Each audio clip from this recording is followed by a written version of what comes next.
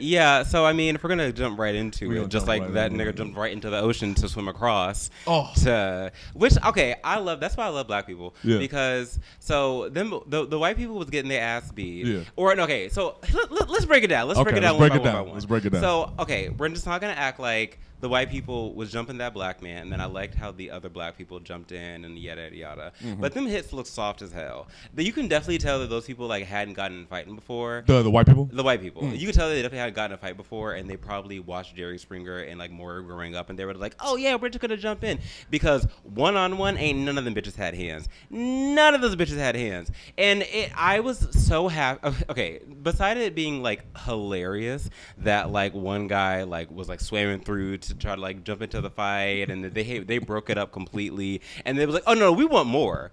That's why. And then when they came back for round 2 with a 3 with a skip, yeah.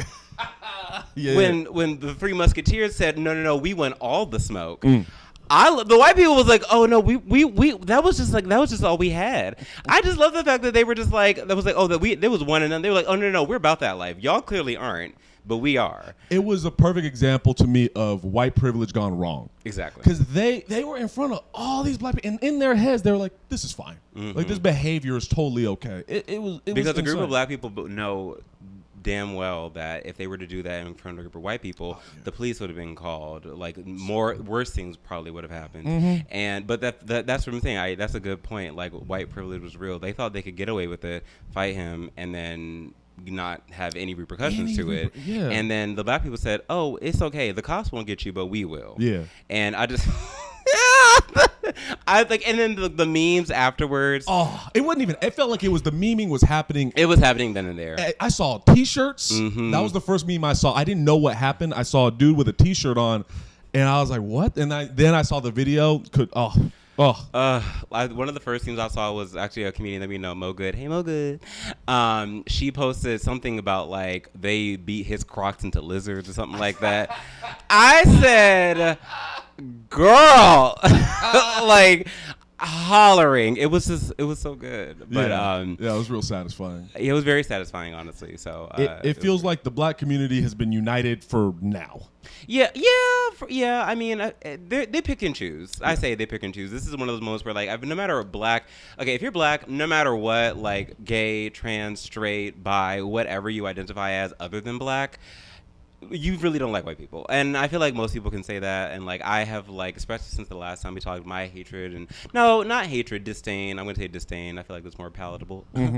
I feel like my disdain for white people has like grown, and it's also like solidified in a sense to where like I understand why. And I feel like most like people of color, specifically black people, believe that like most white people just by birth are somewhat racist, and you have to like unlearn that. Like how like black people have like what we call ancestral rage. I feel like white people have ancestral, one, not only privilege but also kind of like racism, because they have to be taught. I'm sorry, I didn't get No. But like they have to kind of be taught about what other people exist like in the world, whereas like people of color are aware that people aren't just white and that they don't come from a place of power. If anything, we come from a place of no power, whereas like white people kind of have to open their eyes to the idea that not everybody looks like them, whereas like I feel like people of color kind of already know that. You feel like it's almost genetic at a certain, like it's past that so many years, so many decades, that so many generations that like there's something going on internally. Yeah,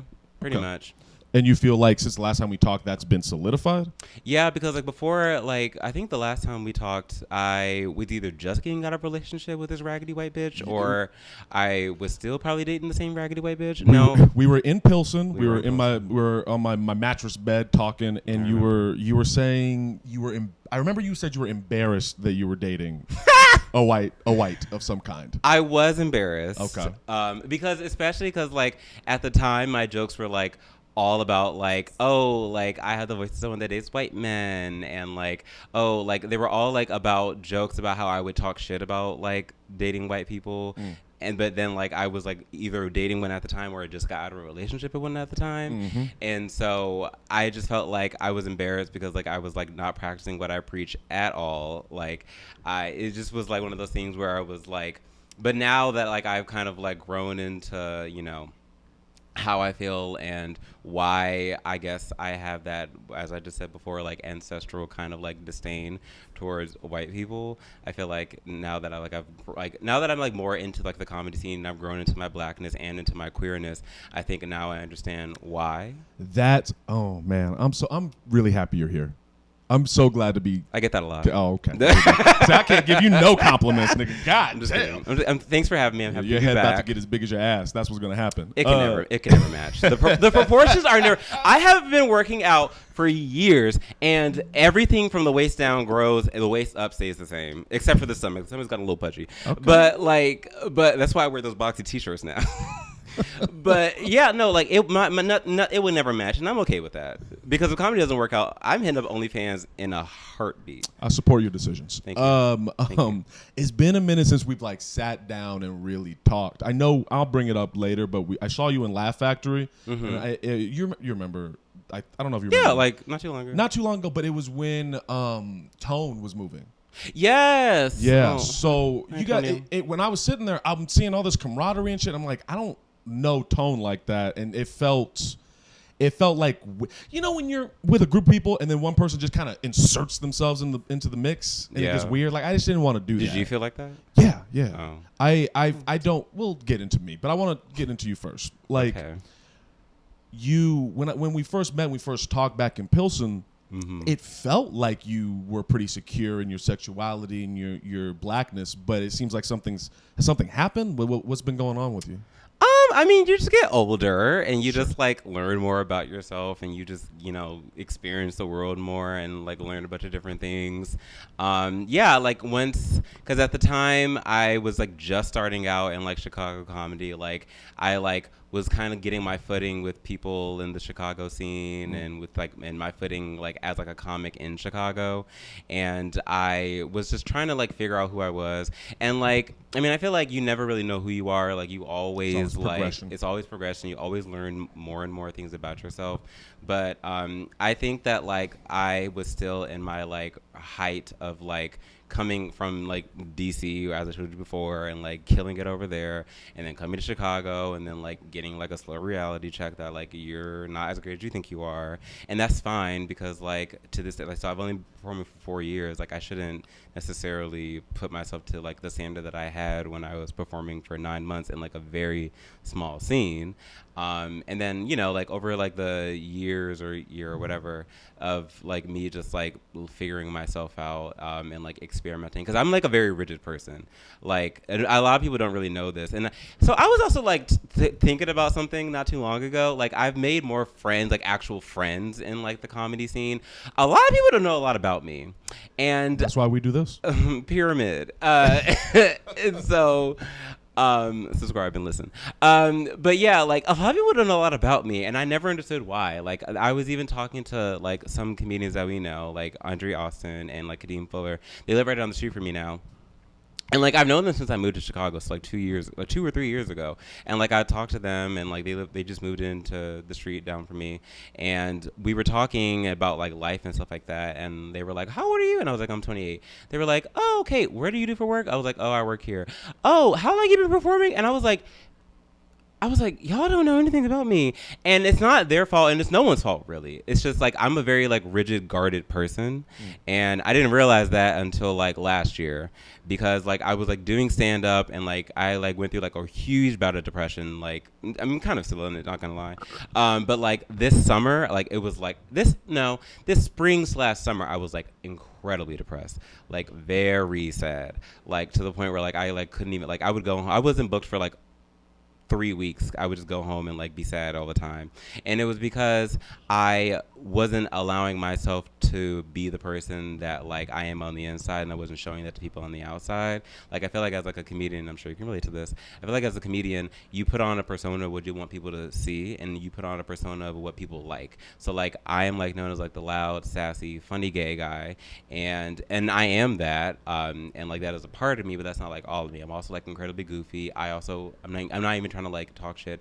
I would consider myself like a pretty intelligent person, and I wasn't showing any of that. And when I went on stage and I would like look back at videos of myself performing, I just felt like I saw like I don't know. I feel like I said like a carbon copy of like me, and I wasn't like the stuff I talk about with my friends. I wasn't talking about on stage, and the stuff that like I think in my mind, I never talk about on stage. I just like said the jokes that like worked and like were funny. Go ahead.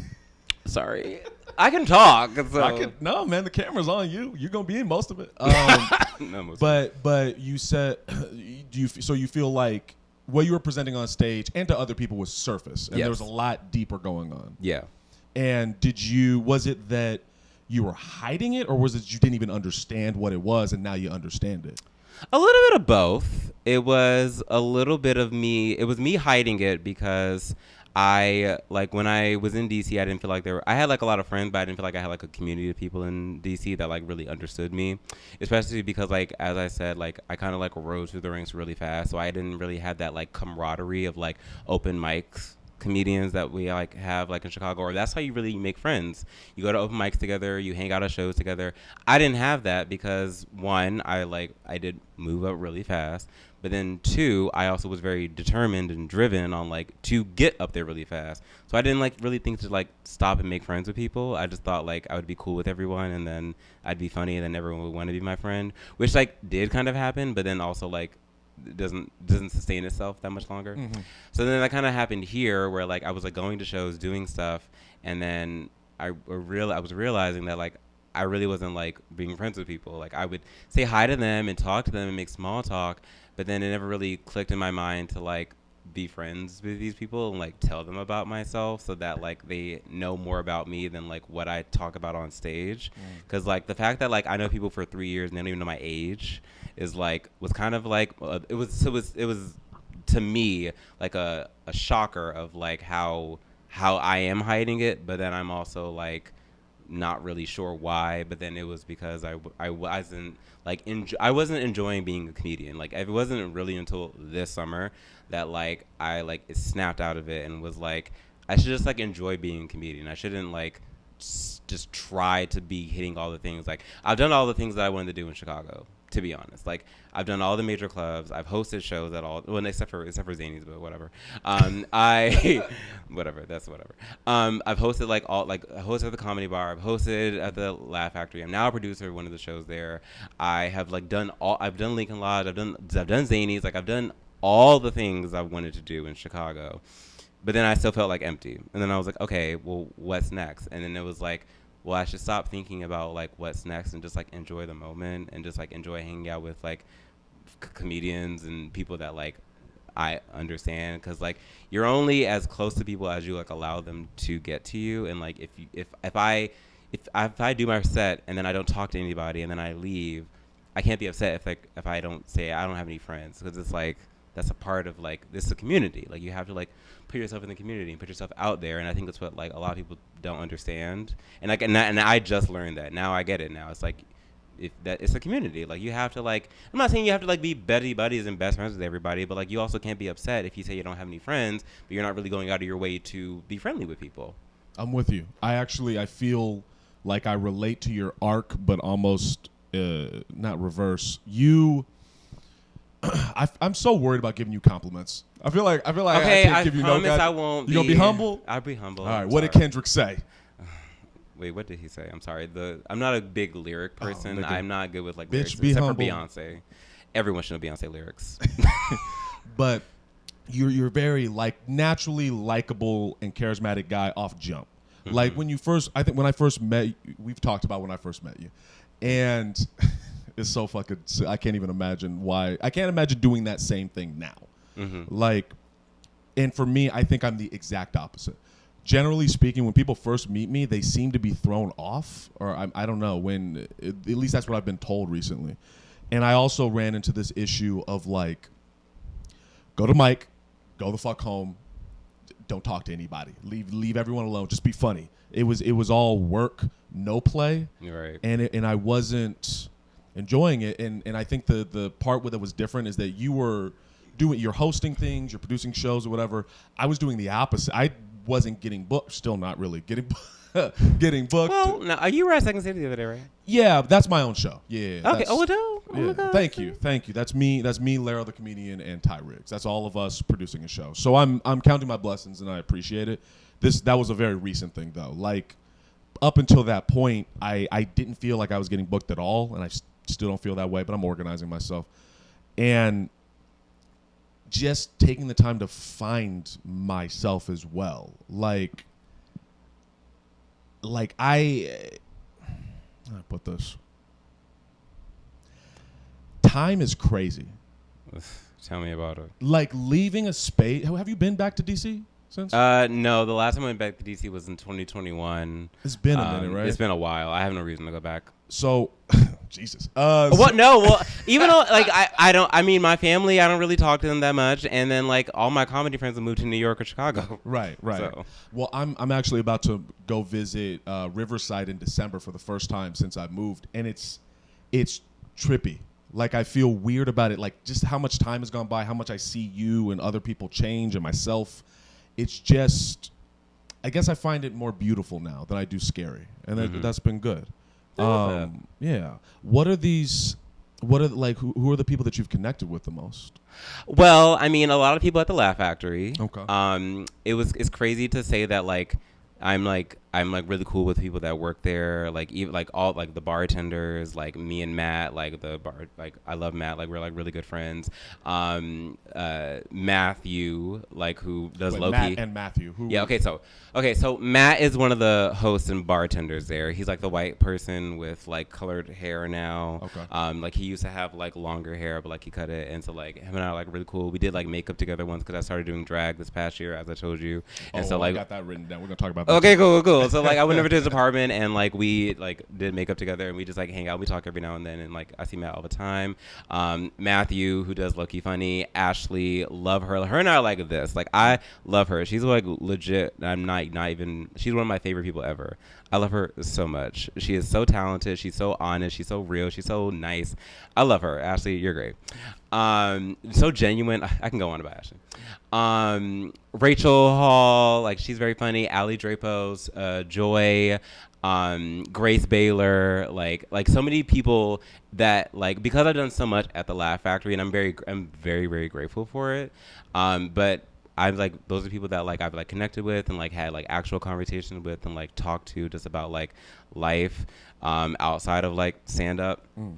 And yeah, and it's crazy to think that because like when I first moved here, like the Laugh Factory seemed like this like really crazy place that like, oh my God, very famous people perform as like most normal people do. And like now to think that like I'm like there all the time and like I'm like friends with like people that like even like Alex, like the manager, like he's like really dope and like very friendly and like yeah, it's just I don't know. So those are just some of the people that I can name that are just very nice. I'm happy about that for you. And I think, like, okay, so when I went to, hold on, let me. We gotta turn it off. Yeah, we gotta turn it off. We gotta turn it back on. Okay. Yeah, like when you saw me at the Laugh Factory, I don't feel like I have those connections, and I would like. Why do you think that is? I think part of it was my first year here. I felt like I was making all of the mistakes that were detrimental but needed to happen. Like when I first moved here, I felt I was able to distinguish over time what was back there's fault, what was not my fault, what got put on me as a kid and growing up. And then I also learned like, oh, I'm fucking up. Like, oh, okay, I'm making mistakes here and this is my fault. I got nobody to blame but myself. And it feels like on a social level, unless I get to do this with a person, they don't know me, and it's hard to get to know me in a space like the Laugh Factory. Are you good with small talk? Does this count as small talk? No. No. We're having a full conversation. Small talk is just like it's kind of like I was saying, surface level stuff. No, it small talk annoys me. It feels fake. I mean, for the most part, it is, but like, no, I mean, and like not in like a bad way, but right. it is like it's surface level. It's like you're asking how are you, even if you don't care. Yeah. You're talking about the weather, even though we both know it's raining outside. Yeah. Like you're talking about like getting a drink, even though it's like okay, what like it's the stuff that is like you already know, but you're just like passing the time. And like unfortunately, like doing entertainment things is like you do kind of have to like. I agree. I think I'm getting better at it because I'm a little more present. Like internally, personally, I can't fucking stand small talk. That's why I like this. I don't. Yeah, I know it's raining. I don't know if I'm autistic and it's like a obvious thing. I know, yeah, but I'm learning how to live in the moment and just kind of chill. But at the same time, I wish I did. I don't feel that love, and the love that you're getting there, and then in general, I don't feel that personally. And I'm trying to find my own lane. I've been working on not saying I'm envious or jealous. So what I've been saying, replacing envy or jealous with admire. I admire how loved and easily likable you are, but I don't think I'm that guy. But I don't know. I don't think I'm that guy to. I mean, everyone's different. Yeah. But it's a tough road to not be likable like that. If that makes. I mean, I get. Well, first of all, thank you so much. I appreciate that. I will not make any like funny thing. I really appreciate you saying that. I mean, I think it's just about like. I mean, as we talked about multiple times, I feel like it's just like about not just small talk, but it's about like knowing what you want to get out of the interaction that you have with people. Like, I feel like I was that way at first as well. Like, I was talking with people and there was no substance, and then I didn't feel like we were cool and we were friends. But then I think I shifted my perspective when it was like, when earlier this year I realized that like I do comedy, I've been doing it for 2 years, and like I've done shows with multiple different people multiple different times, and they still don't know anything about me. I switched my perspective of, okay, well, let's not just do small talk. Let me just ask you questions. Yeah. Like, that could lead into a conversation. And also, like, I think knowing when to, like, I feel like most people are really anxious before they perform. So, like, asking, like, oh my God, like, asking, like longer form questions before they perform, I feel like is not the best time. But like, if you're like done performing and you're just hanging out backstage, whether it be at the Laugh Factory or like any place, I feel like that's always a good time to like talk to people and get to know people and like hang out with them and stuff. And I guess like picking and choosing, like, I mean, it's like hard. It's like hard to make friends as an adult. Like, it just is. But yeah, just like picking and choosing, and then also like realizing that like not everybody is for you. Like, you're not gonna be friends with everybody. Like there are some people that like, but not even the people that I named, but like there's other people that like I have like talked to like out and about in the comedy world where it's like, you're cool, but we're not gonna be friends, and like that's fine. And like, and you know that, and you learn that as you talk to people. I'm with that, and this will lead into drag, which I'm really excited to hear about. Okay. And I'm glad that you're excited about that as well. No, I'm with that, and the other things I've started doing, I've started to learn how to draw, and I've been learning jujitsu. I think I told you that. You did. And yeah, man, if you get me on that shit, I'm not gonna stop. But like, in those spaces, I've developed friendships and like brotherhoods where if I see one of those jujitsu guys out on the street, we're wrestling immediately. Like, it's in a friendly.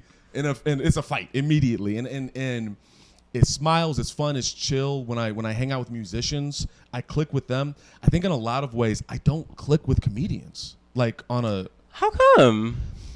I think you know what? I'm trying to figure that out. Because I feel like you have like the personality of like a comedian, I guess I would say. How? Okay. Well, because comedians are like, if you talk to people, most comedians hyperfixate on one specific thing, and then they like will go in on it. For instance, another person that I love so much, Kyron Harrell, very funny, very nice. Crazy.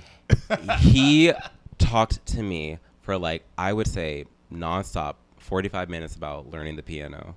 And not the piano, but the keyboard. Okay. And how he taught himself how to do it and play, and all the songs he learned and all the different ways that he like set up the keyboard.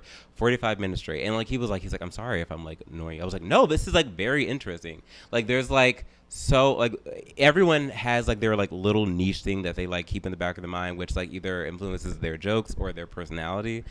And so like, I don't know. So like, that's why I'm like, you're like talking about jujitsu. Like, I feel like there's like a bunch of other like people that know about like jujitsu or like be able to talk about it. Yeah. Well, I think it's half and half. I think part of it is still insecurities I'm working out. Like, over time, it'll dissipate even more. And then the other half, it has worked. Me getting into jujitsu has helped me. Like, I don't want to be a downer. I've been very happy. Got you. Like, so go ahead. What I speaking of that, like a downer or whatever, what I was gonna say was, I think that a lot of the reasons, like, first of all, don't compare yourself to me because I am crazy wild. I don't even know myself sometimes, to be honest. I'm like, what the fuck is wrong with me? I think what it makes me different and than most other comedians, I guess I would say, I genuinely am eternally positive. Like, internally positive? Yeah. I always walk in with a smile. I like, even if I am tired, depressed, as I was saying before, annoyed, whatever, I always walk in with a smile, and I always am like nice to everybody, and I go out of my way. And I've been that way ever since I started doing comedy. Yeah. And I think that's what, like, I think specifically for me, like, so don't compare yourself to me. I think everyone's different, and I think that's the case. Like, with most comedians are really negative and like kind of sad, and like, I mean, most. I'm not saying all, but like most are like normally sad and negative, and you know, they definitely bring that to the stage as well. But like, I've never been that way. I've always been like a really positive person. Even when I was doing like stand up in DC and going to like gutter bucket open mics at like 11 o'clock at night, like I was always a person walking in there with a smile and asking everybody how they were doing. And that's because like I think the reason why I do stand up comedy is, one, I need attention to breathe. Of course. But I also do genuinely like connecting with people. I like talking with people. I'm a very extroverted person. Yeah. I'm like an introverted extrovert where like I expel all my energy, but then like I need one day a week where don't nobody motherfucking text me. But yeah, I don't know. I like talking to people, and I think that's what went into me saying like I know a lot about other people, but no one knows a lot about me, because I like talking to other people about their stuff, but I don't like talking about me about myself unless I'm on stage. That's where it's safe. And then that's when you can know. And that's when it's safety. Yeah. Because I like, the only time I, honestly, and like whatever, the only time I feel normal as a person is when I'm on stage performing. Every other time, like I feel like I'm this like crazy, bubbly, like energetic mess of like of a person. A crazy, bubbly, energetic mess of a person. Dude, I love being around you. Like I want to clarify, I'm not comparing myself to you. Okay. Gotcha. I promise you I'm not. I've gotten past that in a lot of ways, of comparing myself to other people, of trying to be like another person. I'm just Aaron. Mm-hmm. And where I'm at now is like understanding who that is and why that is and when that is and where that is, so on and so forth. And I think for me, it's not that I think everyone needs to love me. I don't need to be friends with everyone. Like you were saying, there are some people you've met that you just clicked with. Mm-hmm. I have as well. Like Ty Riggs, I love. Laro, I love. Rachel, I don't like to give her compliments because then she gets a big old head, but best friend. See, yeah, her and I, we relate on that. Yeah. but I would die for those people. I love those people. Yeah, they're. But I think I also know there are people that fucking hate me in this scene, and I know they do. Oh, yeah, and I'm not, and it's not like I want to convince them to like me or we need to be friends. It makes me sad. It makes me sad because you're told, you're told over and over, like with you being told to be yourself, minus the gay stuff, being told to be. I mean, that's most of it. But, okay. Being told to be yourself is good because you're naturally just a positive guy. For me, I don't think I'm naturally negative, but I'm naturally very introverted and super introspective, and that's not likable to people, not all the time at least. And so there's people in this scene who cannot fucking stand me, and I know they can't, and that makes me sad. It just makes me sad. It's like, oh man, I'm just being myself. I don't want to cause problems. It is what it is. After we're done rolling, I want to know who these people are. Okay. Thank you so much. But I mean, yeah, but like you kind of also can't just like, you're not gonna make everybody happy. And yeah, I mean, I'm sorry to hear that. I mean, okay. It's like I know how that feels, like I'm not even trying to relate it back to me. Like, no, please, it's your episode. The camera's on you. By all means, relate it back to you. And I don't want this. Thanks. You're not going to fucking get me, by the way. You're not going to do the thing. No, because you're doing it. What's the thing? The thing where you learn about me, but we don't learn about you. We're still going to learn about you because we're going to talk about drag. But I do want to hear what you're going to say. Go ahead. Yeah, I mean, I kind of felt that way in DC. I felt like a lot of people didn't like me because I was like a young, kind of like bubbly person that like, again, like as I said, take a shot every time I say race through the ranks. Like I like started, like there were so many people that like I started performing, they were like, you're gonna like have to perform for like 2 years, you're gonna be terrible, and you're gonna have to find yourself, find who you are, and then 5 years into it you're gonna get good. 4 months in, I was doing like the clubs like it was nothing. Yeah. And people were really mad about that. Like, they were so mad. Like, and half the people still don't even do percent anymore. So, look who's laughing now. But yeah, like, so I mean, I get it, but like, yeah, you just have to like know what you are and know what you're delivering, and just kind of like not care. I mean, I don't know. I mean, there was like one person at one time that like didn't like me, but then like we got over that, like, and like that's not a big deal. But yeah, so either way, you just have to like put it out of your head and like know it. And I think as long as you're professional, I think that's all that matters. Because if people have personal problems, I think that is like their personal problem. But like if you're like, I'm professional, I show up, I didn't run the light, I didn't get wasted drunk, I wasn't talking shit about any other comics to their faces, like in other rooms or whatever like that. Because I have seen that too, and that's been real messy. And so I'm just like, as long as you're being professional, it's just like you okay. You did. It's clearly a personal problem with me.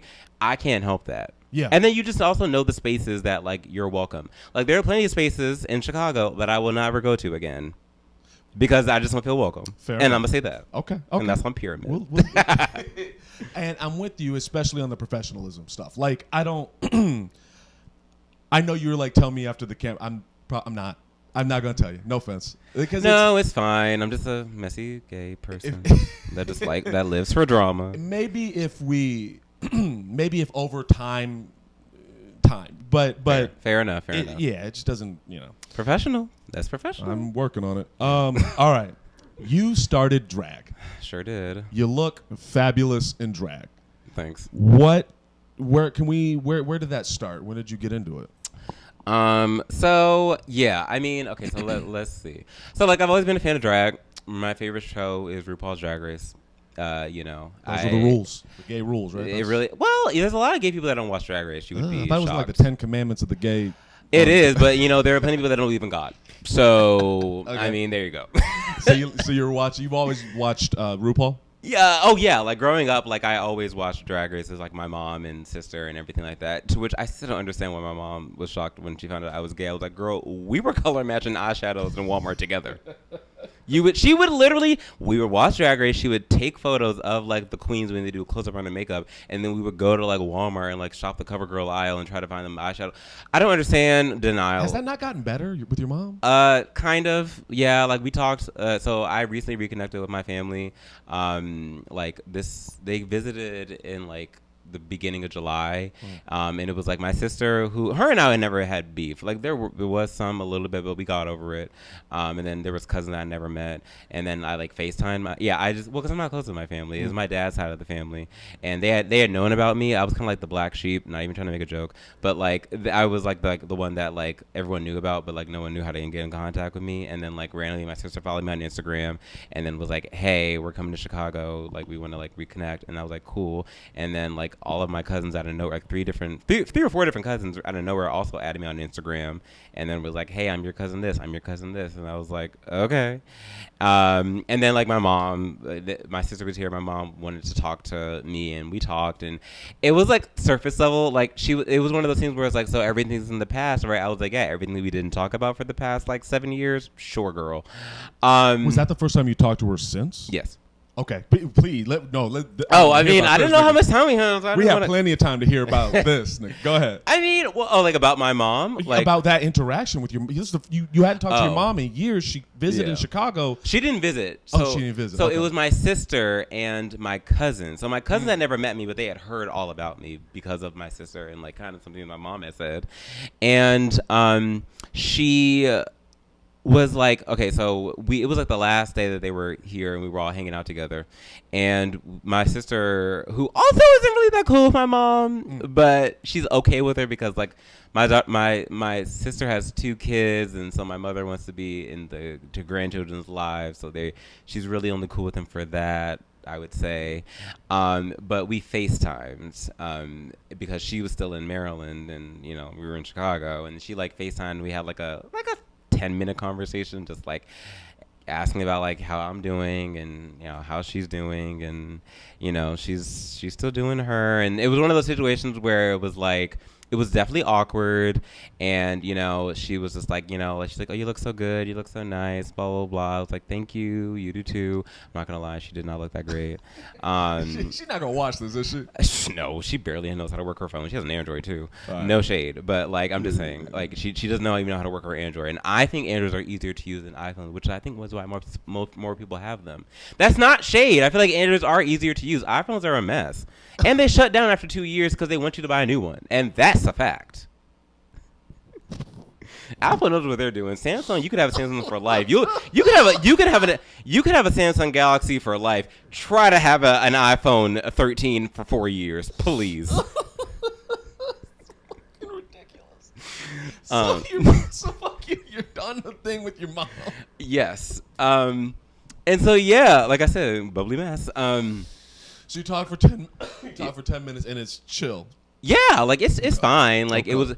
it was like I wasn't gonna like bring up anything because it was a FaceTime conversation and we weren't about to hang out that much longer anyway. Sure. But yeah, it was just like she was like, yeah, so like everything's good, okay, we're gonna stay in contact, okay, and it was like sure. It was like it's like okay, if you want to act like nothing ever happened and you don't want to take accountability for anything that happened, you can do that, but like I'm not playing into that game.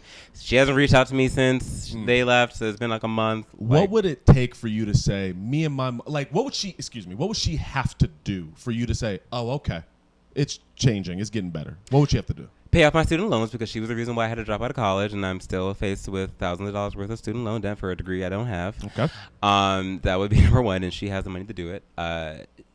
She would also have to apologize for, you know, the things that she did, you know, with like personally. I'm not gonna get into that, okay. But like the things that she did personally growing up that made childhood a little rough for me, especially in high school. Hold on one second. Yeah, so she would have to apologize for the things that she did, especially when I was in high school, that made high school not fun for me. And then she would also have to just like, I don't know. I was being kind of like exaggerating on the paying the student loan. She doesn't have to pay them off, but like it would be great if she did, or at least like put like some money towards it. But really, I would just need like an apology and like a sincere apology, not like a backhanded one, like a sincere like this is what I did. I'm sorry that I made you feel that way. And not also if I made you feel not that if way. I not so I'm sorry for the things that I did. It's like no, be specific. Yeah. And then then I think we would just need to like talk about like. Because she's never really like agreed with any of my life choices. I don't even know how she feels about being a comedian. She thinks I'm really funny, which I mean, duh. But like, I am just like she never liked any of my life choices before. I think because I'm like 28 now and she can't control me at all. Like she has no reason to, and also like I mean I'm doing pretty good at stand up. So like she can't say like stop doing that if like because if I was like bad and like wasn't doing well like maybe cool. But like. Everything else in my life, she's always had like no. She had a problem with being gay. She had a problem with me going to school for fashion. She had a problem with me wanting to do anything creative. And so, you know, I don't know how she really feels about being a comedian, but. So it sounds like if she were to sincerely grow and take accountability for her actions, you could open up to her. Yeah, for sure. Okay. Because like I don't want to not have a relationship with my mom. Like it'd be cool to like. Call her and be like, oh my god, like guess what happened, this was this, oh my god, I went on this date with this guy and he was like so annoying, like or whatever. Like it would be nice to be able to call her and have that kind of relationship. I don't think it's ever gonna happen. I think at this point she's older and stuck in her ways, and I've gone to therapy for years and I've like content with that not happening. And, you know, it's like one of those things where it's like if it happens, cool, but I don't think it will. I think, especially the person I am now, I just don't really see how, because I'm not like any of my other family members. Yeah. No, they're all like, no offense, but they are hood rat ass niggas. They are, because most of them are from Baltimore and the other half's from Oklahoma. Southern bumpkin niggas or hood rat niggas. Like, yeah. And I'm like neither really. So, low-key, I'm like ghetto fabulous. I'm like bougie ghetto. So when you blow up, they're gonna come out the woodwork. Is that what you're expecting? I mean, I'm fine with my sister and my cousins and my brother. It's really my mother and my father. Who I also found out my father, who I haven't talked to since I was 16. He lives in South Korea now. randomly with some woman. He was a playboy. He got married like 6 different times. But yeah, he lives in South Korea now. He doesn't even talk to any of us. Okay. He is good for him. He's a low down dirty nigga. God damn. Okay. I know. Two things. Therapy. I also did I tell you went to therapy? You did. Oh my God. And now I don't have the money for it anymore. But for those few months, it is expensive. For those few months, I was like, oh man, I'm learning, and I got a black male therapist. Oh my God, that's so dope. Mm-hmm. It's so hard to find them. Yeah. Did I tell you why I went to therapy? No. Have you seen Lovecraft Country? No, I've heard about it though. Oh. You know the Tulsa Massacre? I do, yes. Okay, so in the show, they show the Tulsa Massacre, but in like they reenact it. And they do it in color. It's not in black and white and all grainy. Like, you can feel, like, this shit happened. And, like, the type of violence, it clicked to me that, like, oh, that was the violence I grew up with.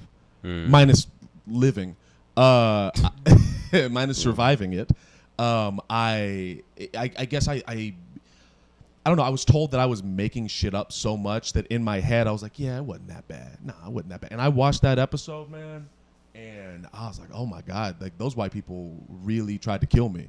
Like I should go to therapy. And it helped. I'm glad you're able to, to go to a therapist for a little bit and talk to them about it. Drag. Yes. Okay. So, like I said before, along with the thing with my mother, I watched Drag Race all my life. Drag is one of my like favorite things to like. So I went to school for fashion merchandising, and I have always loved fashion, and like that's a big part of drag. My mother, before she was in the military, she was a hairstylist, and so like I have grown up around her doing hair, so I like hair, makeup, and like all the glitz and glam and stuff like that. I have a lot of friends who are drag performers, and in the midst of my like depression, I was like, well, what's gonna make me happy? And then I think that's when I was talking about like getting into my queerness. Starting drag was like kind of like entering that realm of like my queerness and like finding out who I am, because I felt like before, like there's not like a lot of queer comedians in general and in the city. There's just not a lot of us, and that's an unfortunate fact. And so I was like, well, I didn't feel like, I mean, and there's some that I'm friends with now, like, and we're really cool with now. Miss Brown, Beckett, Gwen, like all those people.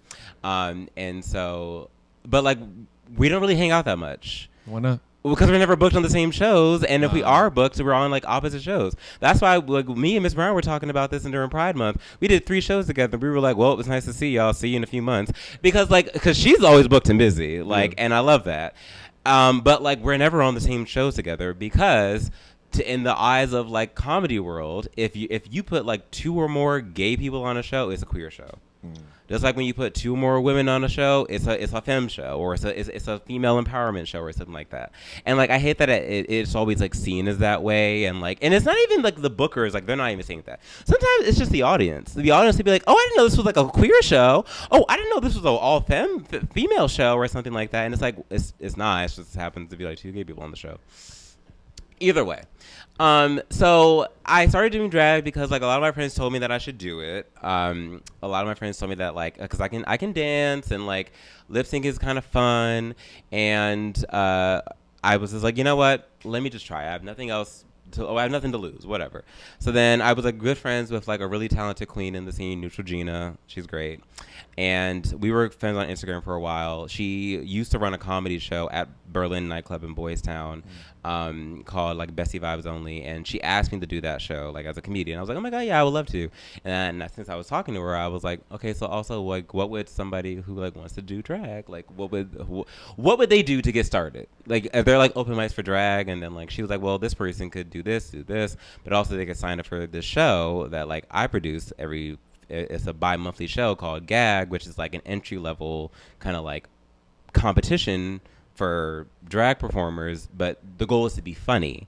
And I was like, oh. And she's like, well, if this person is a comedian and they like want to do drag, this would be like the perfect way to do it, because like this is not about like lip syncing and performing and doing splits and shit. This is about being funny. And so I did it. It was a 6-person pageant, and I came in 2nd place. First time ever doing drag. Like first time, well, it's not my first time wearing heels, but like first time like getting in drag, putting on heels, dress, corset, wig, everything. Looks a hot ass mess. But I did it and I got second place, which I was very happy for as my first time. And then that like sped into like other gigs doing drag, and it was just like one of the things where like I just started liking it and doing it, and it helped me like come to terms with like my queerness, because I felt like doing stand up, as I was just saying before, like there's not like a lot of queer comics in the scene, so like you can't really like explore like your queerness doing comedy, so there's like other avenues, which is why like a lot of other queer comedians, they do things that aren't just like stand up. Miss Brown's an opera singer.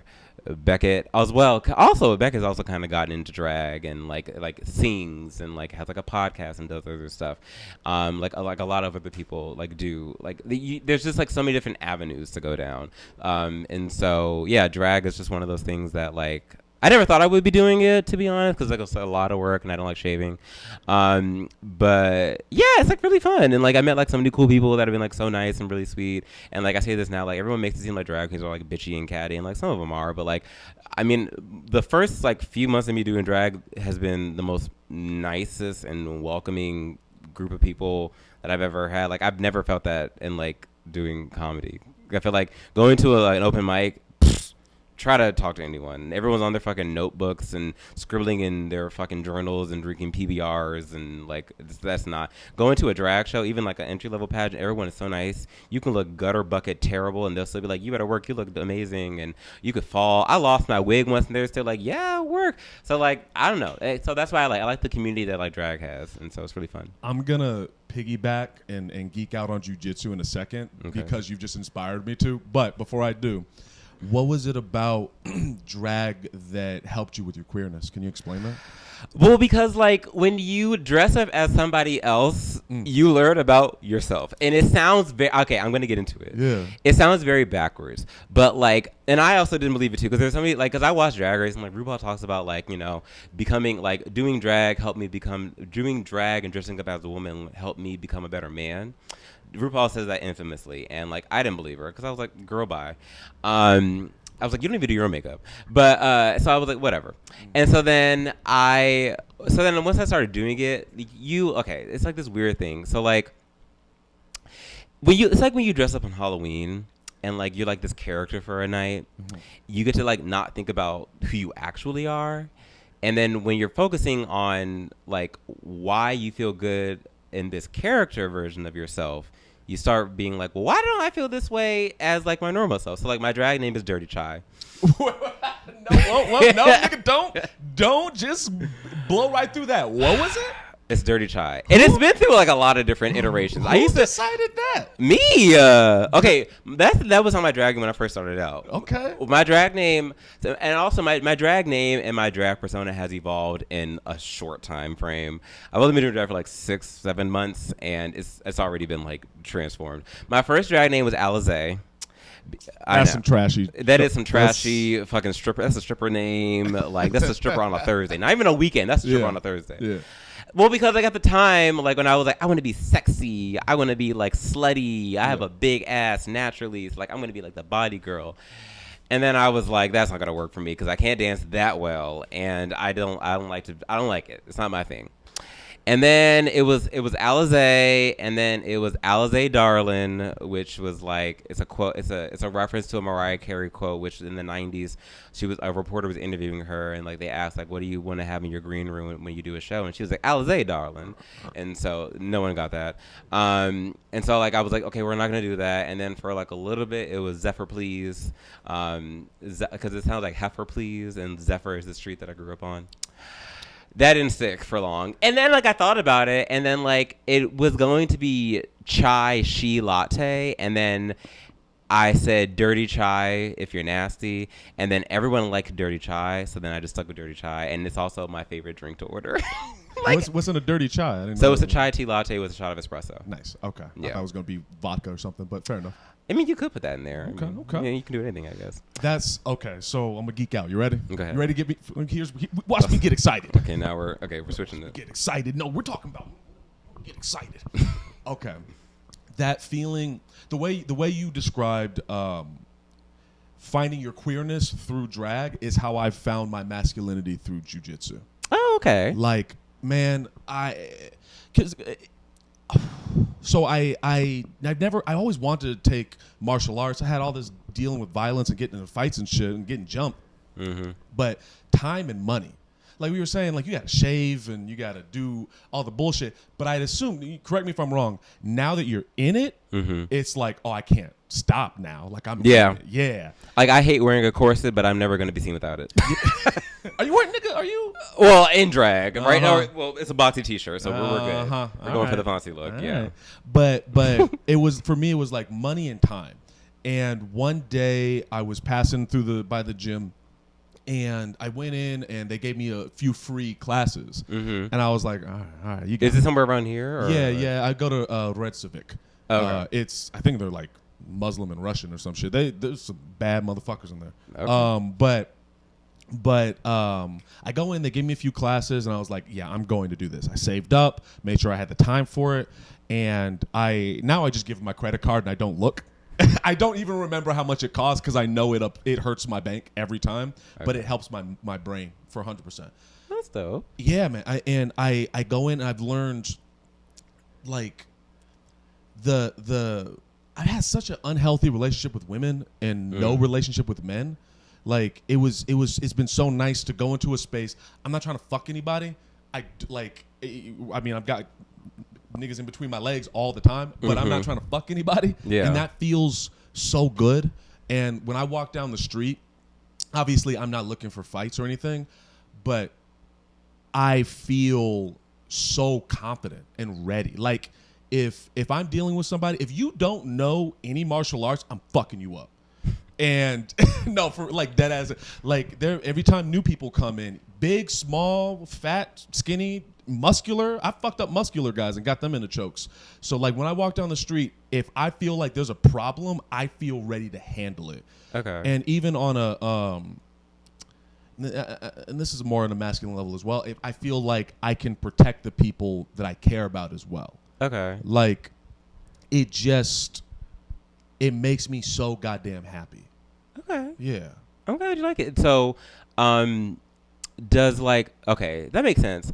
What I was gonna say before was like, I'm not even trying to sound like a men's rights activist or whatever. I'm so excited. But like I feel like we do need to normalize letting like cis men be friends or like finding ways for them, because then because for instance, like I work with a lot of straight guys, and like they are so close, like they're like best friends, and I make jokes to them all the time about like, oh yeah, like y'all are best friends, y'all are besties, y'all are bromance, blah blah blah, and they're always like, oh, no, we ain't that cool, blah blah blah. I mean, I guess we cool. I'm like, y'all have a group chat, y'all wear each other's clothes, like it's fine, like it's if you're like really good friends, like I think like, and I feel like tell me if I'm wrong, but I feel like most like cis men act like, if they're like, say that they're like friends with another guy and they genuinely enjoy like doing stuff with another guy, it either sounds gay or feminine. Yeah, it's annoying. Like because I've been around women so much, and because I've really invested time in like being around women, I think I have the ability to express that femininity in a way that I'm comfortable with. And then with my sexuality, we've talked about that a little bit, right? With dating trans women, and I've delved into that more, and I think I'm past the fetishization place. Oh, yeah, that's good. Yeah. It took a while, but I got there. So I'm making sure the timing. Okay. How much time do we have left? Like a few minutes. We can end this soon. Okay. I know. Do you have more important shit to do? I don't. I'm completely free tonight. I have nothing to do. I'm just gonna go home and fucking eat Domino's and get high. Okay. So like whatever. All right. You have me. Yeah, I'm booked. I'm booked for the whole night. Okay. All right. But with the trans stuff, I feel like I've come to a place of comfort in sexuality. I guess it would be considered hetero flexible. I would say. Yeah. Or I mean, would you say maybe pansexual? No, because I don't want to fuck a dude. Well, it doesn't have to be a dude, but it just means like someone without a gender. Like it doesn't have to be anybody. It could just be anybody. It doesn't because like fucking. That's like, I would say that's more like bisexual, because bisexual means man and woman. Pansexual just means like kind of like anyone, and it's kind of like open interpretation. Pansexual is kind of like you date any gender. It's like a trans woman, maybe they identify as a woman. Sometimes they identify as non-binary. Sometimes they identify as whatever. So technically, it could be pansexual. Pansexual doesn't have to include men. What? Oh, really? I thought pansexual had to include literally everybody. It included any gender, but that gender doesn't have to be men or male identifying. So confusing. Wait, then what? I mean, I'm not gonna lie, it kind of is, but I doing drag and being queer, like you learn a lot about it, and yeah, there's nuances, but like if you break it down, it's not that. Yeah. What is heteroflexible then? I mean, kind of what you said. Okay. So yeah, heteroflexible is like it's the same. Heteroflexible is kind of like the more, I guess, progressive way of saying like straight but curious. I thought that was queer. No. Is queer still offensive? I mean, I guess it can be. I don't know. I don't know anymore. I identify as queer because like I'm like gay, but I identify as like non-binary. So like especially also doing drag helped me come to terms with that. That was also like a big thing too. Like I always felt like I was in the middle of like male and woman, and then like I was like, oh, I'm neither, so now I'm non-binary. Oh, I got to dig into that as well. But before I do, the masculinity, yeah, like I don't want to excuse the when you hear boys will be boys. Mm-hmm. Let me do the thing. When boys will be boys, yeah, I do think testosterone's a thing. I've had a conversation with trans men about it. It's like when they start taking testosterone, the aggression and their sexual thoughts and life changes when you take testosterone. That's a thing. And when young men or your young boys are doing the whole boys will be boys thing, I think to me the issue isn't that they start doing that. The issue is the placating it. Oh, boys will be boys, and then letting them keep doing dumb shit. It's like, okay, you've seen the problem. Now don't let them keep doing that. Put them in something productive.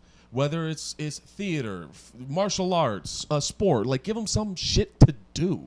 Yeah, because if not, they just put all that anger into things that are not really great, bad. Like drinking or abuse. And I put myself in that category as well. Of like, I had all this energy, all this anger, and this aggression, and nobody. It was either boys will be boys or fuck you for behaving this way. Yeah, but it's like, give me something to do then. And jiu-jitsu, to go full circle, has given me that in a way, man. I'm so much happier. Like, do you hang out with the people that you go to jiu-jitsu with, or like? No, okay. not. We're not there yet. Okay, but working on it. Yeah, maybe. I think I've also come to a place because I feel like I started this podcast very low. I think because you have such high energy, I'm like, let me balance this out a bit. Yeah. But I'm really like I'm the happiest I've ever been, man. Like, developing those relationships with them, developing. The friendships I do have in comedy have been great. I'm organizing myself so that I can get booked. Like, I'm going to ask you to be on your show eventually, too. Like, wait, low key or whatever you do? I don't know. That's the only show I have now. I don't. I don't have the other show anymore. I used to, but it's done. Okay. Well, regardless. But whatever. I'm working on reaching out. Like, in my head when I first moved here, I was like, I'll just be funny and then I'm going to get booked. And it's like. No, there's hundreds of comedians out here. Yeah, there's a lot. And it's like, no, the closed mouths don't get fed. And so I'm in a place now where I'm like, okay, let me organize myself. I'm going to reach out to people and I'm gonna do this. But with to give the jiu-jitsu thing, the masculinity is far more complicated than people give it credit. Yeah. And it's very fragile. Yeah. It is, and being a man, and again with the men's rights bullshit, it's like, and that's not the lane I'm trying to speak here. I'm more speaking to just the emotional state of men. Like, I love Ty and I love Laro. I can't be, man, I love y'all, man. I can't do that. They're not gonna, you know what I mean? Yeah, I know they wouldn't. I can't do that shit. But it's being in that space. Not only physically have I gotten stronger and better in shape, but I can touch my toes now, man. You look like you have lost weight. I will say that. Thank you. Yes. But and having an older male figure, like I look at Ty and Laro as like my brothers, and Rachel's like my friend or whatever. But my professor, his name is Greg. Professor Greg is like, he's becoming more in this like I don't want to say father because that's weird. I don't know this nigga like that. I pay this man money to teach me how to fight. Like that's all I do. Yeah, but I've had moments with him like recently. I have my rash guard. You know rash. No. So you're on mats fighting. Okay. And you scrape your body up, so you wear a rash guard so you don't get a bunch of rashes. Oh, okay. And my shit was dirty because. What does it look like? Is it just like a? I got a. Here, let me grab it. Can you talk? Oh, okay. Drag is great. So here's some drag etiquette for people who don't know. Don't touch the drag queen's wigs. Normally, it's hard as a helmet, and it's very rude, and there's a lot of mechanism going on within the wigs. I mean, not me. I wear shake and go, so you can touch it. I don't care. Always tip. There's always going to be an ATM in a drag bar.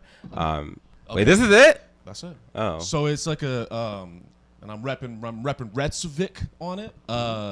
Yeah, man, it's so that you don't hurt yourself, essentially. Oh, thank you. And it was dirty, so I just went in a wife beater. I know. Dude, I looked real trashy. I looked like a GTA character. It was bad.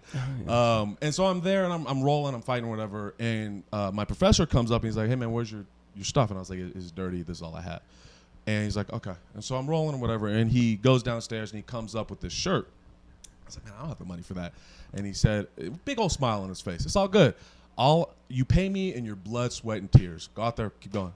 And it was like, that's like. If I wasn't such a man right now, I would shed a tear. Oh, that moment, and I don't think he even realizes how important that moment was for me. But that's what the fuck I needed growing up. I needed someone to give me tools and also be encouraging. There's this thing that people do with men, or I'm not me specifically, but I think men in general, where tough love. You gotta be hard. Hey, fix your shit, dog. Hey, don't cry. Just do your thing. And it's like I was taught that too growing up. So yeah.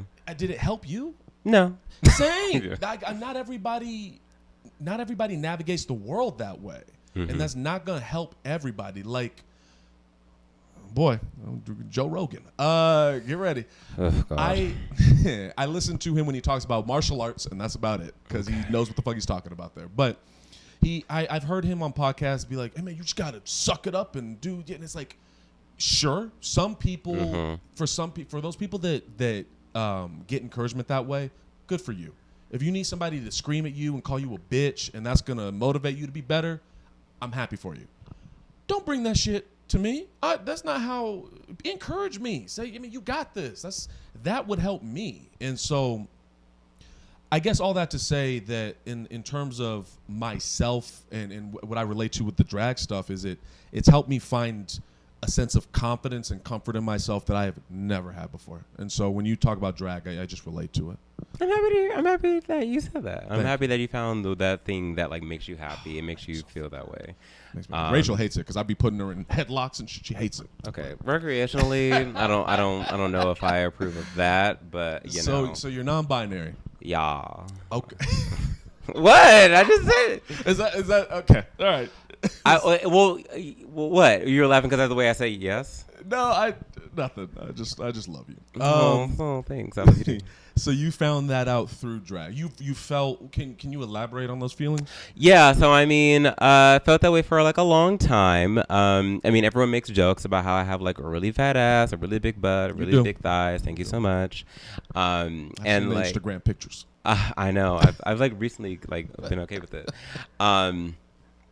But yeah, like, so it was just weird that I always felt like no matter how, like, I was like an athletic child. Like I played, I was swam for 2 years. I played soccer for 6 years. Like I've always been an athletic person, but like I've always had like a pretty feminine body. Like I've always had like a big body. Like, people ask me like, "What do you do?" Oh my God, literally, I was in Aldi like 2 months ago, like shopping, like getting groceries or whatever, and I had my AirPods in, just like minding my own business. And then the security guard at the Aldi walked up to me and was like, tapped me on the shoulder, and I was like, "Oh my God!" Like I got scared for a second because I was like, first of all, security figures and black people don't ever match up. So I'm like, "Oh God, what's happening?" And then I was like, I didn't steal anything. I'm not even at the register. Like, what's going on? And so then I'm like, she's like, "Hi, I'm sorry to interrupt, but like, I just gotta know how you got your ass so big." And I was like, oh my God, like I like relief. I was like the relief I felt. And I was like, to be honest, it is genetic. Like everyone in my family has big butts. Like my sister, my brother, my mother, everyone. It's just genetic. Like we were called the Big Booty Banks growing up. That legit was like our family name was the Big Booty Banks. It's gonna be on your crest. Period. Yeah. I actually might name my first special of that Big Booty Banks. I don't know. I was thinking about sassy and stupid, but I don't know. Whatever. I'm not talking about that. But yeah, like so. I don't know. I've always had like a really feminine body, and like I just like never really felt like a man. Like I never felt that way. Like I don't know. Like oh God. Okay, so when I first started doing stand up, I hated. Now I'm okay with it because it's just like the culture. I used to hate when people were like, "Yeah, man, yeah, bro." I used to hate it. I felt like cringy because I don't really feel like a man. Like I don't think there's, and I'm okay with saying it. I don't think there's not a lot of masculine traits about me. Like that's just the case. Like I mean, I don't think that there is, and I think that's fine with that. I don't think there's like a lot of like feminine traits. No, that's a lie. Okay, there are a lot of feminine traits about me, but like I don't necessarily think that some of the things are inherently feminine. Like I'm a very extroverted person. I don't think that's feminine. I think I talk with my hands a lot. I don't really think that's that feminine. I think that's just like a lot. I know a lot of bros, like quote unquote masculine bros, that are very expressive with their hands. So like yes, like I have like a very like high pitched feminine voice. Correct. I cross my legs consistently. Yes. I do this a lot of the times, which is very difficult, but I do it. So that's feminine. But like other aspects, like me being extroverted and talkative and talking with my hands a lot, I don't think that's feminine. I think that's just like a part of me. So like while there are some parts of me that are masculine and some parts of me that are feminine, I was like, well, like I'm not, I don't really feel like a man, and I don't want to transition to a woman. So like, what am I? And then I started doing drag, and you know, I met like other people in like the gender fluid spectrum, and they talk, and doing comedy too. Like I met some like gender fluid people that were like, you know, just kind of like in the middle, and I didn't really know what it was, and I talked to them about it, and I was like, oh, that makes a lot of sense. And then like, you know, luckily, like, you know, because of everything that happened in 2020 and 2021, like, you know, like pronoun gate or whatever, like it kind of like opened my eyes as to like what it was that I was like feeling for like a while. You had words for something you didn't have words for. Yeah, like because at first I was like, I don't really know how I feel, and then like now like it felt good to be like, oh, I'm non-binary. Like I just feel like I'm just me. I'm not really like a man. I don't feel like a man. I don't feel like a woman. I just feel like a being. I just feel like an entity. I know I say man, dude. I've been pretty sure I've been saying he. What do you prefer? So I don't care about pronouns. Okay, I personally and I always say personally because a lot of times being like a gay person, like if a lot of people that don't have a lot of gay friends will talk to one person and be like, okay, well they or he or whatever will just feels that way, so I can apply that to everybody. So even on stage, I always say me personally because like everybody's different and whatever. I personally am fluid. I go by he. I go by they. I do she. When I'm around my gay friends, we always say she. Girl, she's this, she's this. Girl, we never say he pronouns. We never say he pronouns. We are always like, girl, she is doing the most, blah, blah, blah, blah. When I'm at work, it's always he. Like, when I'm around other, like, like, I always say he, she, they, but no one ever calls me they. It's always like he or she. So like, that's why I'm like, I don't care. Like, that's what I'm saying. Like, I feel like I'm whatever you need to be. I'm whatever I need to be. Like, whatever you. I'm gonna just call you my nigga. That's what I'm gonna. I'm fine with that too. I'm very fine with that too because I am a nigga. Yeah. So that's okay. A little on my end with this stuff is okay. I'm gonna preface.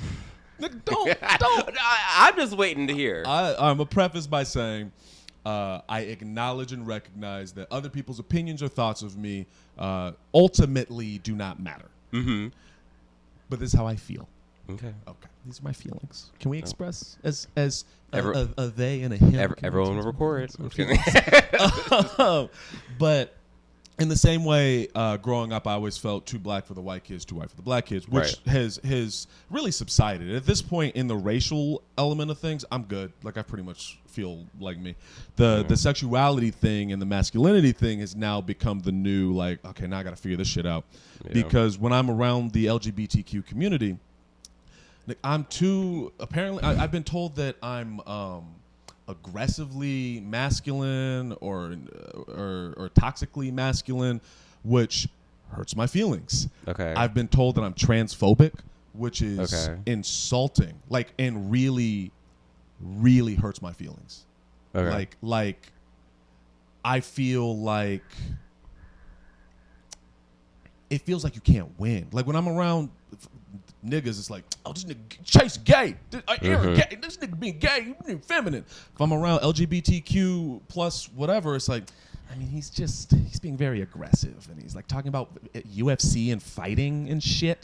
Can he fucking knock it off? And like the with the trans stuff, like, I don't have to talk about it. To me, I could very easily never bring it up. Nobody would make assumptions. Nobody would guess. I am actively putting myself, not in danger, but in a place of criticism, because I don't think it's fair. I don't think it's fair how trans people are treated. And someone like me saying, like, no, I'm attracted to this, cool, helps. It makes it that much closer. And I'm not saying I'm perfect. I'm not saying I'm fucking MLK of the trans community. Brothers and sisters and theys and thems now, okay? But to be called transphobic by this group that I'm trying to be involved in fucking hurts. It's like, man, y'all just not gonna give me nothing. Why do you think they call you transphobic? I think because I acknowledge that my initial experiences with transgenderism was ignorant and or fetishization. Growing up, it's like, you 28, was it? Yes. Okay, 32. Okay. That shit was not like mainstream coming up in the 90s and the early 2000s. Like my introduction. Unless you were Eddie Murphy or Medea. Oh, Eddie had people. Yeah. We don't need to talk about that on. Okay, well, maybe not. Okay, well, not whatever. Yeah, we don't have to talk about it. we don't need to talk about that. I don't know about Medea. What happened with Medea? Well, no, but like Medea's been like, well, like Tyler Perry, No, like dressing up as Medea for Right. since the 90s. That's not like trans. It's more like a drag thing. Do you think but internally? No, I don't. But no, I don't at all. I don't think that Tyler Perry is It's like for the bit. I think it's for the bit, and I think he knows that. Okay, well, Yeah. good for Tyler for feeling comfortable in his sexuality. But I know that he doesn't like when people call him out as that. Really? Yeah, you know the Boondocks scandal? Oh yeah, the Boondocks. And did you see Atlanta's episode? Wait, okay. I'm gonna veer off real quick. Yeah, let's not. I think it's. Do you think it's fair for him to get mad about that? Because that's not who he is, right? If he's saying like, is it fair for him to get mad? Okay, I see two sides of it. Okay. So I get the idea that he is protecting his reputation, whatever that may be. But I don't necessarily think he should be upset that people are poking fun at him potentially being gay when, I mean, he is essentially participating in a queer art form by doing drag. And I think it's also like, it feels a little hypocritical that like he makes fun of religion, but like these people can't make fun of him potentially being gay. Medea is a made up character. Like that's like people that were mad about fucking Halle being like Little Mermaid. Oh, right. The Little Mermaid is a fictional character. She can be whatever she wants. Medea is a character that you decided to make up. You decided to put on the wig. You decided to put on that muumuu. You decided to put on them droopy ass titties and make fun of religion. Yeah. So it seems a little hypocritical that then he's mad that people are kind of making fun of sexuality when it comes to him. It seems like he's profiting off of like a queer art form, but then like can't take the joke of it. Right. So that's where I find it, and especially when his movies are not even that good. No offense. They're really bad. But they are terrible. Yeah. Medea Homecoming on Netflix was a train wreck. It was so stereotypical. And also, I don't believe that Medea's had this many kids. Like, no. Cora, girl, please, Mr. Brown, stop it. Like, they're not fucking stop. Like, so, I don't know. So, it's just like, I get it that, like, it's also, like, sucks that, like, because there are plenty of straight men that do drag. Okay. There are, and I like, will accept that. I mean, also like drag historically started out with straight men because it started in Shakespeare. It started with straight men putting on powdered wigs and makeup. Well, that's and also because women weren't allowed to. well, I mean, yeah, the patriarchy. Yeah. But you have to Do start. the thing. Yeah. Okay. But yeah, I feel like a lot of people don't talk about the fact that like a straight men kind of originated drag because again, in Shakespeare time, there were straight men putting on powdered wigs and makeup and doing theater, which is drag, and there's still plenty of straight drag queens to this day. I know one personally, and there was literally one on RuPaul's Drag Race a year ago. And even he said it. He was like, I'm not the first. There are plenty of straight people that do drag. So, like, you don't have to be gay to do drag. Like, there are plenty of straight women that do drag. So, like, drag is an art form. It's not an identity. It's not a sexuality. It's not a sexuality. Right. That's like, well, like a lot of people, like older days, assume that drag queens were trans because they dressed up as women. It's like, no, it's a job. Right. And humans, as time has gone on, human sexuality and identity it's becoming more complicated, and that's to me, not as only okay, it's interesting. I don't know why people get mad about. It's like, okay, well, we learned a new thing about people. Interesting. To get to the transphobia thing. Yeah. So it's like, you're a young boy in the 90s, early 2000s. You're gonna see it on movies being made fun of, or you're gonna see it in porn. Like, let's be real. Like, that's kind of the access that at least for me I had. And then the first time for me, I took a step into understanding it on a more complex level. So my friend came out as trans in like 2010 or 11. Okay. And I'm gonna say he's fine with he came out as a trans woman, kind of. Okay. As time has gone on, we understand the sliding spectrum. He does not present as a woman. He's not going through estrogen, anything like that.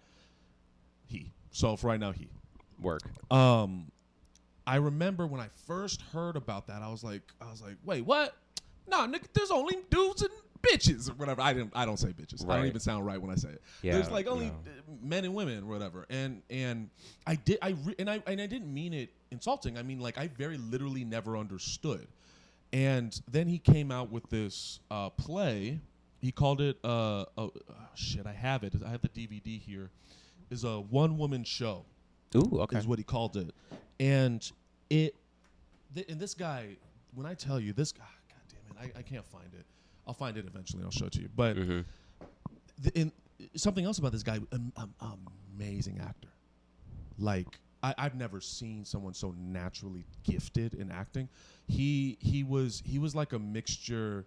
He was like Jim Carrey. He was a naturally gifted actor. And I watched this one woman show that he made, and it was haunting. Like, what was the play about? It was about.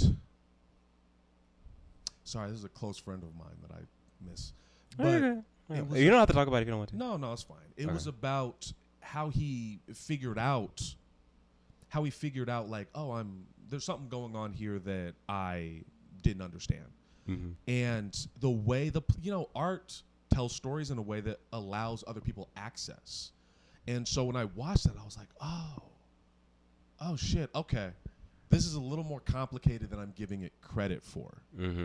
And it wasn't like, okay, no, I get it. It's years and years and experimentation and asking questions and being confused and thinking you understand, but you don't, and time and mistakes and wins and losses. Right. And then I'm here now.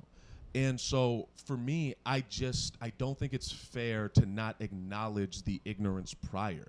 So I think if I'm making an assumption, I think what's happening is because I'm acknowledging that there is fetishization in general that makes me transphobic, and that's so fucking insulting to me. Because if I'm to give respect to somebody and their complexity of their sexuality, I think I deserve the same sense of respect and grace for my sincere trying to understand. That's fair. Those are my feelings. I feel that. And so, okay. So I feel like I'm happy that you were able to like it takes a lot of it takes a real man to like and that's masculinity right there, honey. No, like it does. Like it takes like a real man to like acknowledge their faults and acknowledge what they did wrong in the past and have an open mind with different people and different like spectrums and etc. And, I feel like a lot of people get upset with not you, I'm talking about people in general. Sure. Yeah. Talk about getting mad at queer people for like misgendering them or going out of their way and like calling people a transphobic when they say like the first thing that's not a little PG or homophobic or this or that. And like while I see, again, as I said before, I see both sides of the coins, because like I understand that like yeah, you can't always come at people with aggression. You have to have like an understanding aspect. You can't be mad at someone for not knowing something if you don't tell them, or if they don't know, et cetera, et cetera. But then I'll flip that and say, well, a lot of the reason why queer people specifically, are really upset and really passionate about that is because it's something that we've had to like fight for years. And even if we didn't fight for it, like people like our like ancestors, well, not ancestors, but like people in the past, Sure. like that have like fought for queer rights and fought for us to like have spaces. So like while I don't, and people talk about this sometimes, but no one really like says it. Like the queer community is not as opening and as accepting as they make it seem like it is. And like as someone that is like queer, that's just the case. Like it's just not. Like it's not an open, and everyone makes it seem like Pride. I can't stand Pride. And I've written articles about this. So in 2020 I was a writer on Medium, because we were at home, and like I just went to Chicago, didn't know nobody, wasn't performing yet. So I was in my writer's bag. You have to stop. No, we're good. Sorry. And I was in my writer's bag, and so I was like, I was a freelance writer on Medium. That's actually a pretty good one. I was the top LGBTQ plus writer in 2020 on Medium. You're just amazing at everything, aren't you? That's honestly, why people hate you. I think, yeah. And I was talking to my friends about this, because like I started doing drag and it was great. I started writing, it was great. I did comedy, it was great. And then like I was like, I just feel like I believe this quote. RuPaul said it herself: treat yourself like a star and the rest of the world will follow. I felt like I am a star, and I'm not saying that as a joke. I truly believe that there is something about me that is just like destined for greatness, and I believe that. I'm gonna jump off of that before you keep going. I agree. You are a star. You have that personality. Thank you. And to speak on myself, I don't think I'm a star. I'm an artist. Mm-hmm. Did that make?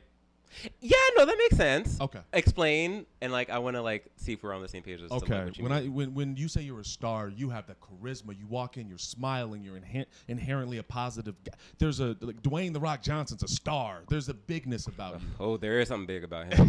Oof, yes, there is. I think I'm an artist in that I don't need to. I don't want to do all of that. I want to tell a little interesting story. What happens if I'm behind the camera and we film like that? What if I do stand up kind of like this? My thing is very much the craft. Not to say that you don't respect the craft, but I'm hyper fixated.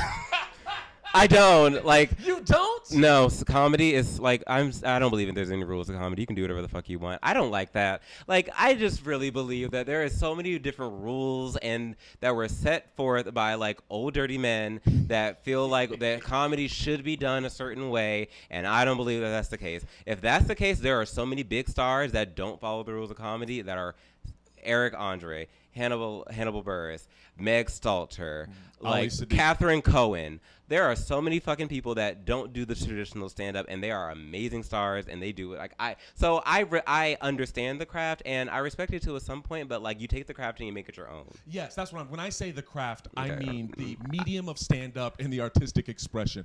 I'm so focused on expression. I am so focused on like, how can I get someone who doesn't get this to get this? Like I love the jujitsu. I'll get my ass beat every day if I can learn how to do a better arm bar. I like the craft. Oh, how do I cinch my triangle? There's something, it gives me purpose. So when you say you're a star, I see that. When I say I'm an artist, I'm also going to stop saying I'm pretentious, because I don't think it's me being pretentious. It's me saying like I sincerely just like the arts, man. I like expression. Me too. Yeah. Yeah.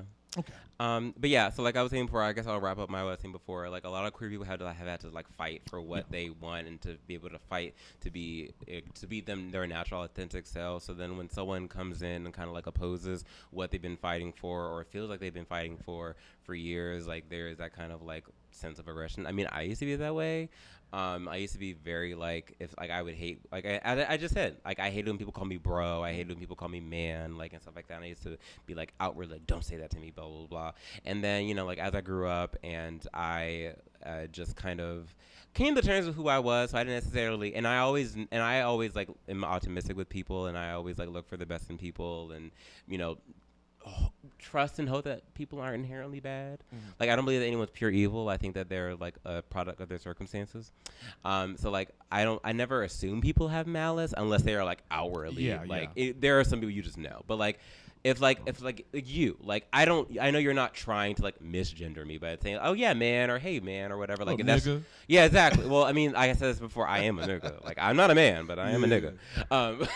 But yeah like I never assume malice or like even when I like meet people I don't like you don't know me so like of course you would like not you but like if I meet people out and about and they say like hey man like you don't know me and I know that and I understand that so then like but if we get to know each other and like I say it and I'd be like you know you could just like you don't have to say man around me like girl blah blah blah this and that and then like you keep doing it then that's when the malice starts to build up but like I always just again I think that was my positivity I just assume that people aren't to speak to the whole someone coming in I know what you mean and I'm going to compare it to the whole black white thing.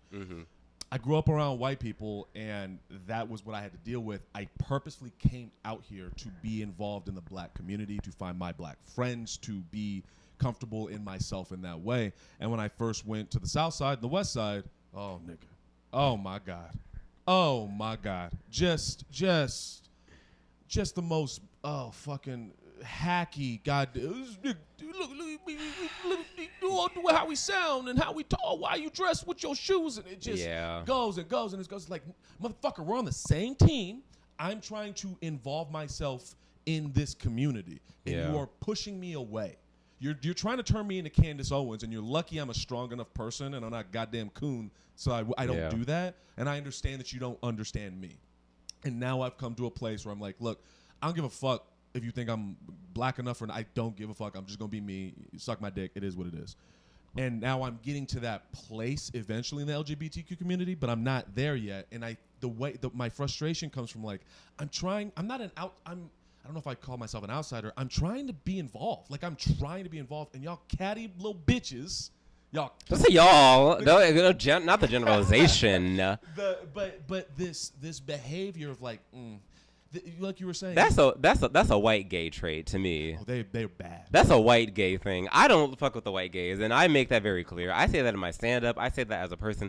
I don't. That's a white gay thing. What is going on with them? Why? It's the white and it's the what is it? It's the white what is it? What is it? I was talking to my friends about this not too long ago. It's the it's the white. It's like the white savior complex meets like the white oppressed syndrome. That's what it was. Not in danger.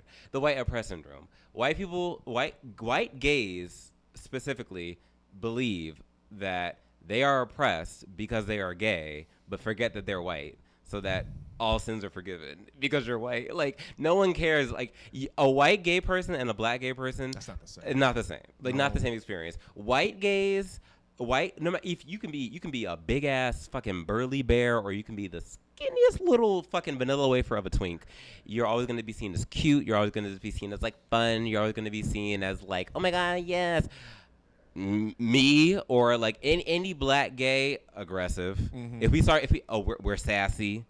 Whereas like a white gay can say the same thing and it's fun and it's like lighthearted and it's cute. I say the same thing. It's sassy. It's bitchy. It's aggressive. White gays are always the poster for pride. They're all like, no matter what.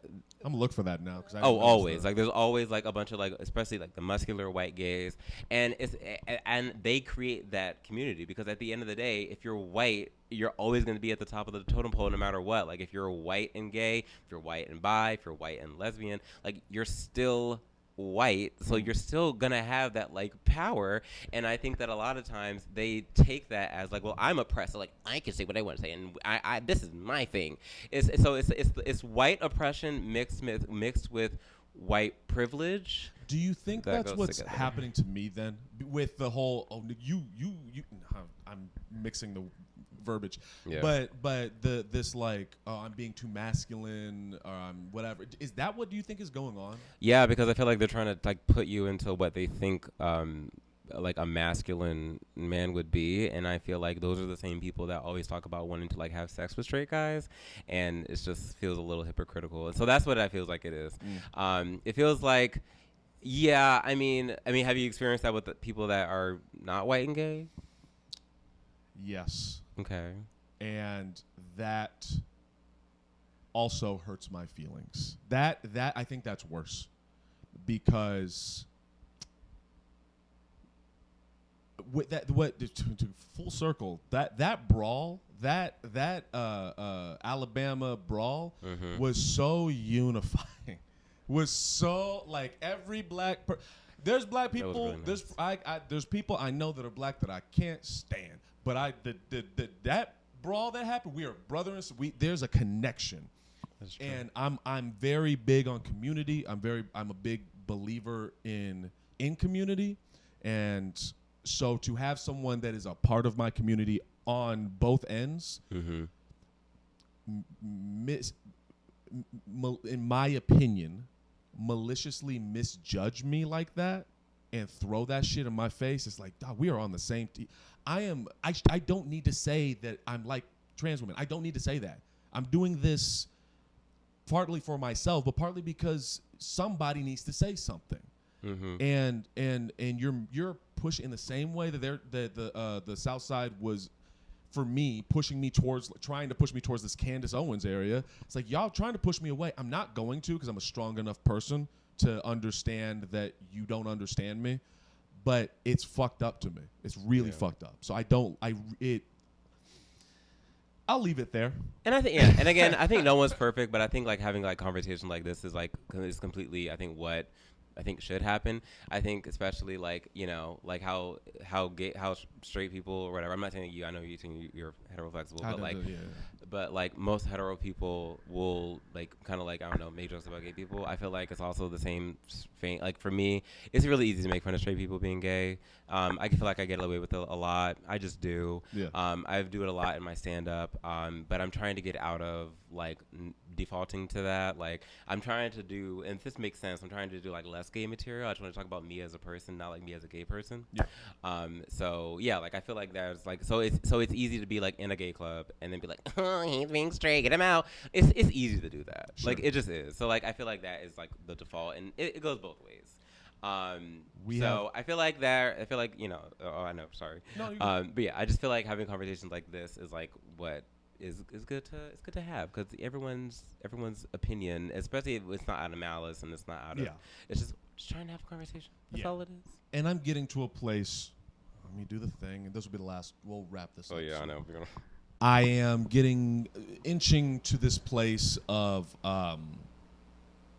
self-comfort in all capacities, and so I get what you're saying, and it just is what it is, I guess. You know. Okay.